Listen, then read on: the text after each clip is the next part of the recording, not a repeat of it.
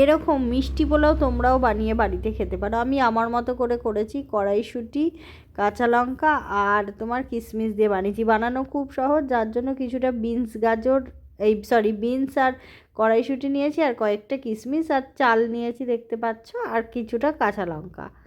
ব্যাস এই দিয়েই খুব সহজে বানিয়ে নেব। প্রথমে কড়াইতে দিয়ে দিলাম চালটা, কিশমিশও দিয়ে দিচ্ছি, সামান্য পরিমাণ নুন দিলাম দেখো, আর দিলাম হচ্ছে ঘি। দেখছো, এইগুলো কিন্তু আমি কড়াইতে হাত দিয়েই ভালোভাবে ম্যারিনেশন করে নিচ্ছি, দেখো ভালোভাবে মেখে নিচ্ছি। খুব সিম্পল ব্যাপার। যদি তোমরা মনে করো ঘি খাবে না, তাহলে অল্প পরিমাণ সাদা তেলও দিতে পারো, তবে ঘি দিলে এর গন্ধটা বেশ ভালো আসে। অল্প পরিমাণ ঘি, বেশি না দিলেও কিন্তু চলবে। এবার আমি ওটাকে ম্যারিনেশন করে 10 মিনিট রেখেছিলাম, তারপরে ওই কড়াইটাই গ্যাসে বসিয়ে নাড়তে শুরু করে দিয়েছি। যদি মনে করো যে তোমাদের হাতে সময় কম, ম্যারিনেশন করবে না, তাহলেও কিন্তু ওরকমভাবে মেখে তোমরা ডিরেক্ট গ্যাসে বসিয়েও এটাকে ভালোভাবে নেড়ে চেড়ে নিও। এবার কিন্তু আমি বিনস আর যে কড়াইশুঁটিটাও আমি দিয়ে দিলাম। এটা সেদ্ধ করে জল ফেলে দিয়েও দিতে পারো, আবার এমনিও দিতে পারো।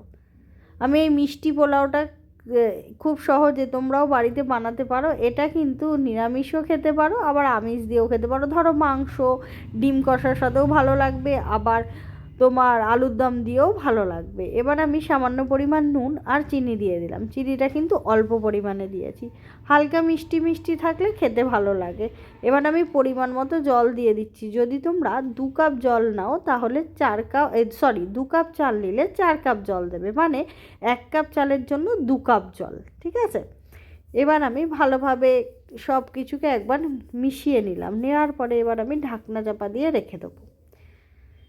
এবার মাঝে মধ্যে তোমাদেরকে এসে একটু দেখতে হবে চালটা ফুটে গেছে কিনা। দেখো জল পুরো মরে গেছে। আমার পোলাও কিন্তু খুব ঝরঝরে, দেখো কি সুন্দর তৈরি হয়েছে না, ইজি একদম। কত সহজে তোমরাও বাড়িতে কিন্তু এইভাবে বানাতে পারবে।